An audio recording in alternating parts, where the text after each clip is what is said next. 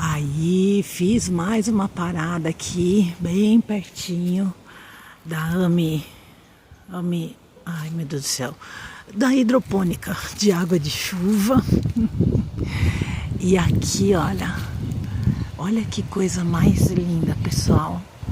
Eu não sei, não, eu acho que essa aqui não é a flamboyant, eu não sei, não me lembro o nome dessa árvore. E olha ali que coisa mais linda, uma outra ali em cima, olha. E é muito, muito. É uma árvore, tem uma aqui bem grande e tem outra aqui maior ainda. Eu vou dar um pulinho, ó, ali, para ver se eu consigo pegá-la no sol. Porque olha, para a gente conseguir ver o tamanho e as flores também. Olha só que linda, bem bonita. Olha só. Tem uma lancha parada aqui, tá? Olha só que coisa mais linda.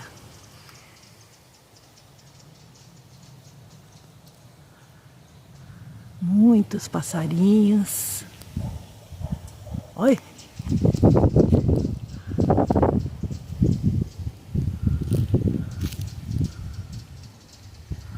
Vocês estão ouvindo, né? Muito lindo. E eu também estou ouvindo ao fundo, lá longe, um avião. Aqui, ó.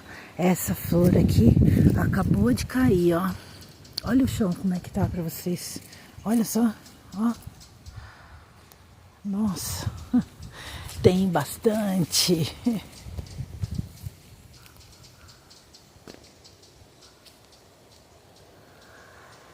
É uma paz, né? O silêncio.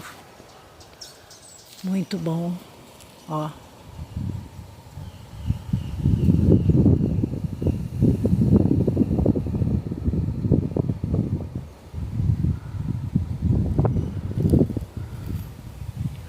Esse é o som do vento. E olha aqui o tamanho desses troncos, pessoal. Olha essas árvores aqui. É um pinheiro.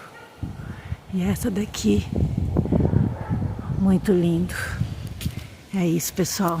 Muita paz, muita luz. Tudo de bom para vocês. Beijinho, tchau.